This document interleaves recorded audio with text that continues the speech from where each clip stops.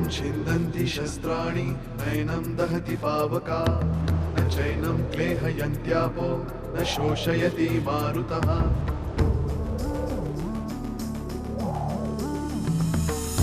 दिवसामागुन रात्र धावते सकाळ संध्याकाळ सूत्रधार जो या साऱ्याचा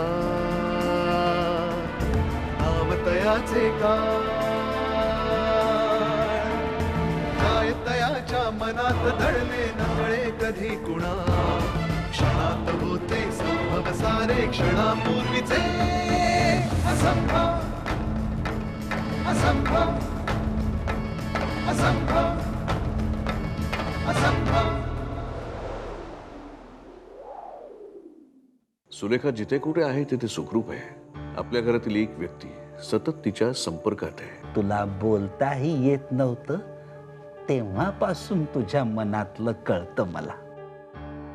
मग आता इतकं बोलल्यानंतर कळणार नाही का? त्या प्रथमेशचं आणि त्यांचं जरा पण जमत नाही। त्याने काय घोळ केला तर मला थोडा अभ्यास करायला वेळ दे, मी तुला फोन करून कळवतो।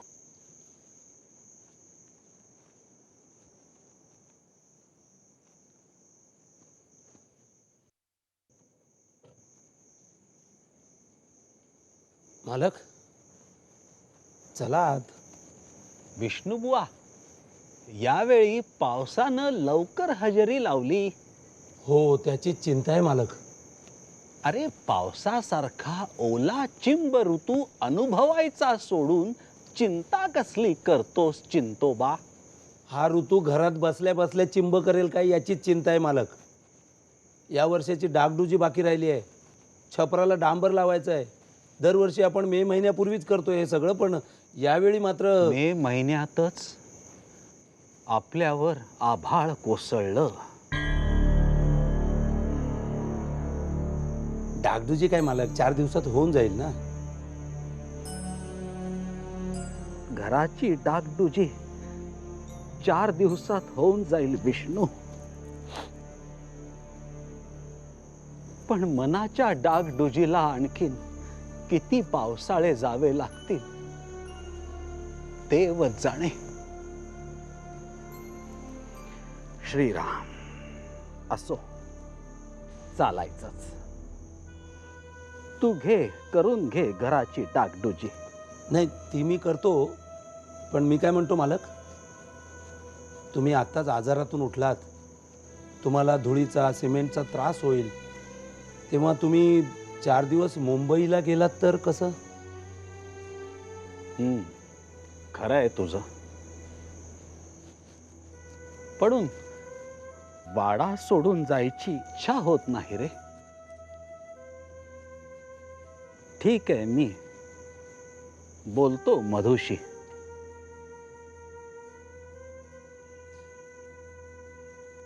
आणि आता लवकर आत या, वारा सुटलाय। हो तू पुढे, आलोच।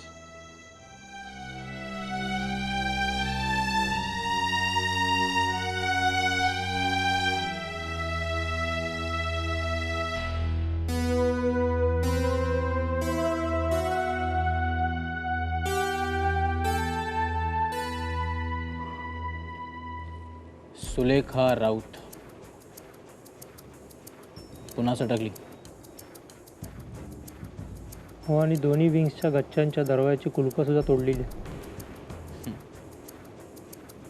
शी is smart Sawant, very smart. बरं तुम्ही रूम सील करू नको असं का म्हणालात मला? नको सर, राहू देत। त्या घरातली प्रत्येक वस्तू तशीच राहू देत, स्वतःच्या नाही दुसऱ्या कोणाच्या तरी चुकीमुळे सुलेखा नक्की सापडेल सावंत। म्हणजे तुम्हाला आठवतं आपण तिथे होतो तेव्हा एक फोन कॉल आला होता? हो, पण तो तुम्ही कुणालाही आन्सर करू दिला नाही। राईट, मी तुम्हाला म्हटलं ना, तिच्या नाही दुसऱ्या कोणाच्या तरी चुकीमुळे सुलेखा नक्की सापडेल। बरं तो फोन कॉल कुणाचा होता, काही अंदाज आहे तुम्हाला?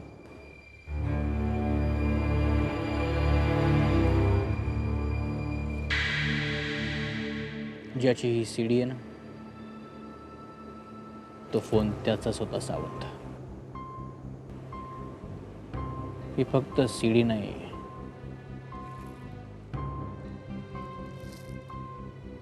कुंडली आहे त्या माणसाची ज्यांनी तो फोन केला होता. सापडेल. सुलेखा राऊत नक्की सापडेल सावंत.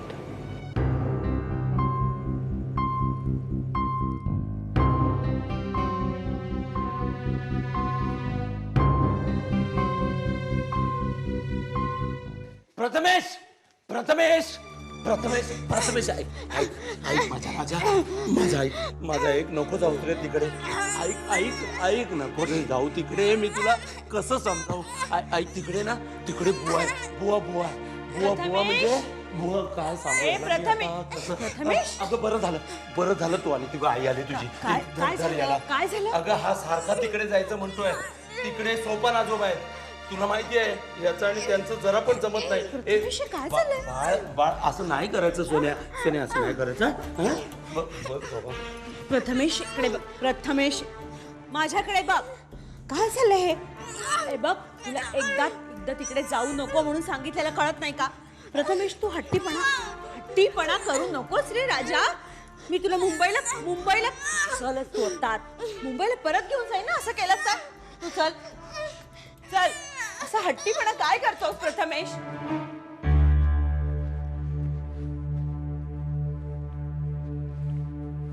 अगं शुभ्रा, शुभ्रा, बरी आहेस ना? हो वसुला कुठे? हो देवळात गेल्यात त्या. तेव्हा ना यायला हव्यात खरं. आज उशीरच झाला बहुतेक. बरं, मी क्लासला निघालोय. वसुधाला सांग विष्णूचा फोन आला होता. बाबा काही दिवस राहायला आपल्याकडे येते. त्यांनी काय ते वाड्याची डागडुजी वगैरे काढली. त्याने त्या सिमेंट धुळीचा वगैरे त्रास होतो ना, म्हणून ते राहायला येतात. झालं बरं झालं.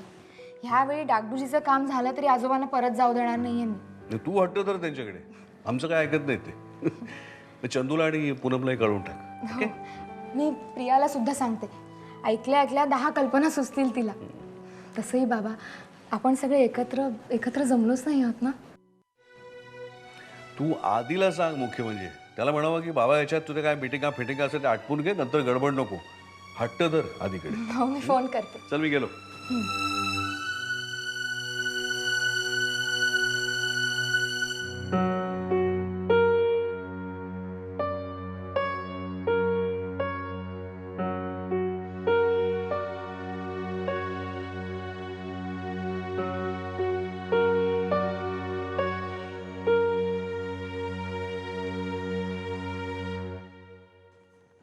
प्रथमेश मी आता निघते परत. नीट राहा. मस्ती करायची नाही, कळतंय का? आणि आजोबांना आणि विष्णू काकाला अजिबात त्रास द्यायचा नाही. हट्टीपणा करायचा नाही. आजोबा आणि तुम्हाला सांगते, त्यांनी किती हट्टीपणा केला ना तरी त्याचं ऐकू नका, नाहीतर तुमचं नातूप्रेम अगदी उतू जातं. अगं किती त्या सूचना. तसा समजूतदार आहे हो तो. हा मग बरं तू नीट जा हो, आणि पोचल्यावर फोन कर आठवणीने. हो, पाया पडते आजोबा. हा, सुखी राहा. श्रीराम श्रीराम. ये. प्रथमेश तिकडे मागे जायचं नाही. कळतंय का मी काय सांगतेय? तिकडे मागे जायचं नाही. नाही जाणार आम्ही मागे. मग तर झालं. आजोबा निघ तू आता. बोलत बसलीस तर बस चुकेल हो तुझी. येते. टाटा.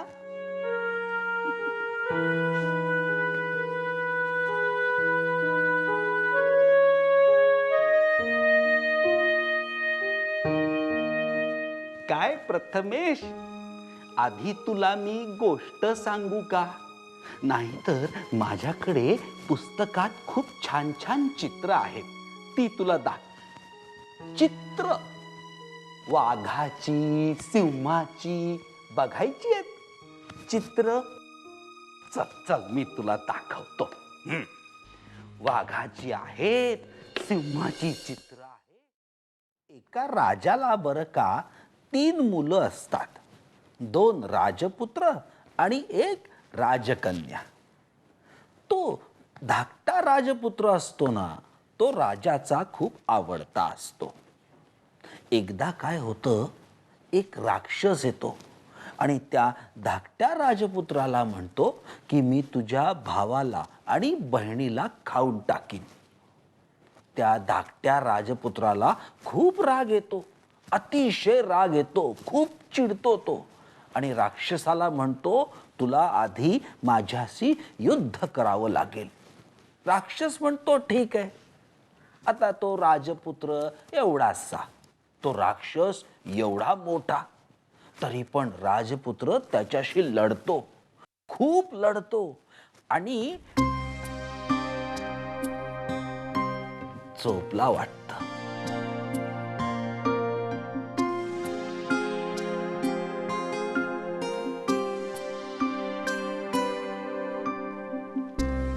श्रीराम श्रीराम.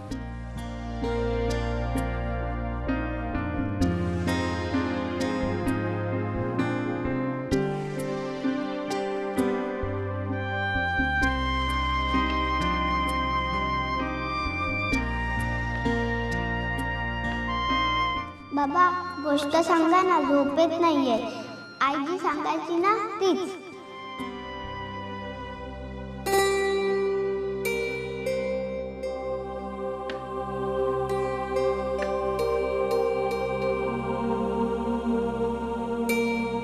बाबा गोष्ट सांगा ना, झोपेत नाहीये.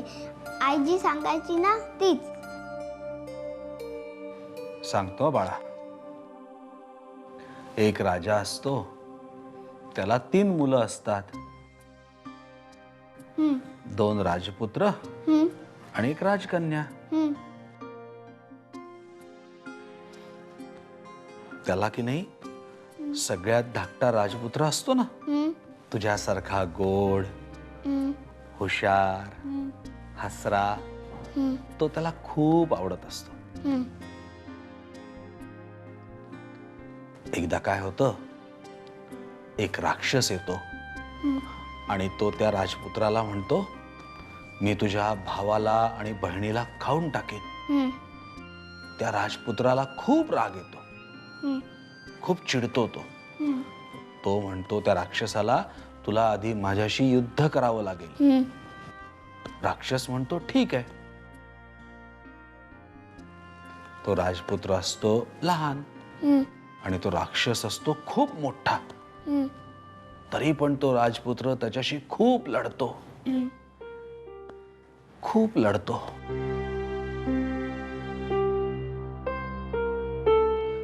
पण तो राक्षस त्या राजपुत्राला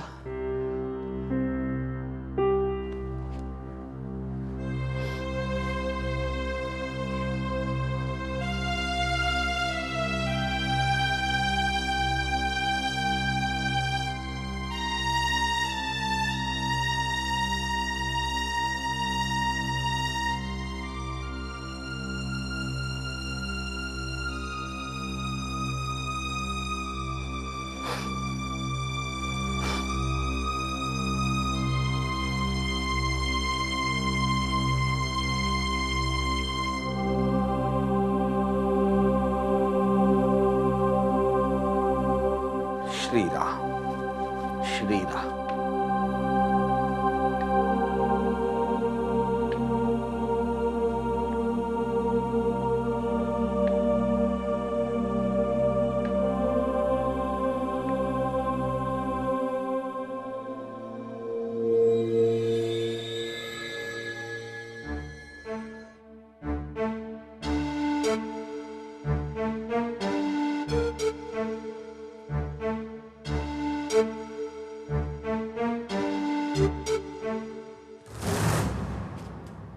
काय काय शोधताय काय एवढ्या रात्री?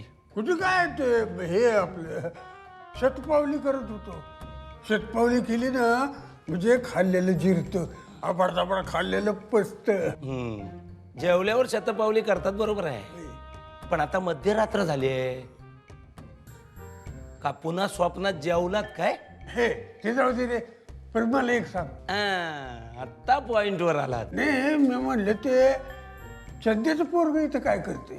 काय करतं म्हणजे? त्याच्या पणजोबाचं घर आहे, त्याला पाहिजे तेव्हा तो येईल, पाहिजे तेव्हा जाईल. तुम्हाला काय करायचंय? मला कुठं काय करायचंय? गोंडच पोरग आहे म्हणजे त्याच्या बरोबर खेळावं, की दंगा मस्ती करावी, त्याला गोष्टी सांगाव्या असं आपलं. त्याच्याशी दंगामस्ती करायला त्याचे पणजोबा आहेत. हं? आणि एवढ्या रात्री तुमच्याशी ते दंगामस्ती करायला जागा आहे का तो? झोपलं काय? तुम्ही जाऊन झोपा आता. चला, उद्या सकाळी आहे ना लवकर उठा. मी अख्ख्या गावाला बोलवतो, मग तुमचा कथाकथनाचा एक जंगी कार्यक्रम करून टाकू. हं? काय म्हणतोय? हो. ते चंदूच्या पोराला घेऊन या, हा. त्याला लय आवडतात गोष्टी, सांगतो मी. हा चला. अरे भाई यार बडबड बडबड करू नका. चला चला. हा. नमस्कार, इन्स्पेक्टर विक्रांत भोसले बोलतोय. नमस्कार, मी वसईहून दीनानाथ शास्त्री बोलतोय. आजोबा कसे आहात तुम्ही? वाड्यावर बाहुली आली होती. प्रिया तुमच्याबद्दल बरंच बोलली आणि बाळच्या हत्येसंबंधी चाललेल्या तुमच्या तपासाबद्दल देखील. एका संमोहन शास्त्रज्ञाच्या मदतीने तुम्ही अभिमानच्या मनापर्यंत पोचलात. हा प्रयत्न खरोखरच स्तुत्य आहे. निदान त्यामुळे हे तरी कळलं आजोबा की अभिमान निर्दोष आहे. मला असं वाटतंय की ही खूप मोठी मजल आहे. अपराध्याला पकडणारे पोलीस खूप असतात, पण निरपराध्याचं निर्दोषत्व सिद्ध करणारे खूप कमी असतात. अभिमान निर्दोष आहे हे कळणं फार महत्वाचं होतं. अन्यथा चोर सोडून संन्याशाला फाशी दिल्यासारखं झालं असतं. असो,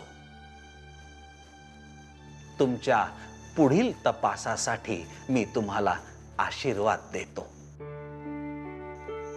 ठेवतो फोन. श्रीराम. श्रीराम.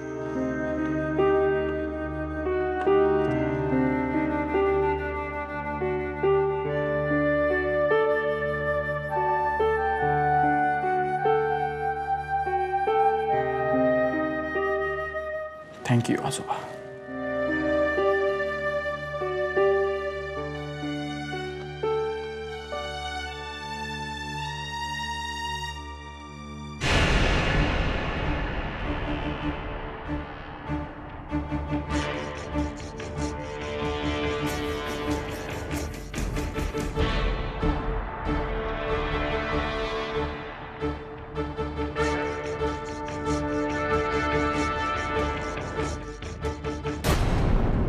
सोपान काका,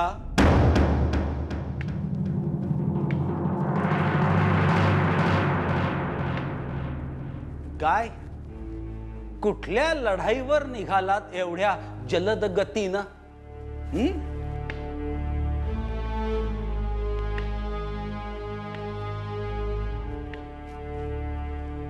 काय विचारतोय मी? बरोबर आहे रे, पण माझ्याकडे बघ, एक हात उचलला तर दुसरा उचलत नाही. मी कसली लढाई करणार? होयच जलद चालायची प्रॅक्टिस करत होतो. चालण्याचा व्यायाम लय चांगला बरं का. हा, चालला तो चालला, थांबला तो थांबला. तुला मी सांगतो तिने बाबा, तू बी चालण्याचा व्यायाम कर. आपण दोघं बी करूया ना. हा, जलद चालायचा व्यायाम येतोस? कल्पना चांगली आहे. असं करूया, मागच्या अंगणात जाऊ, परसदारी. मी विष्णूला एक खुर्ची टाकायला सांगतो आणि मी बसतो. माझ्या समोर तुम्ही जलद गतीनं चालायची प्रॅक्टिस करा. कशी काय कल्पना? हं? चांगली आहे ना? चला चला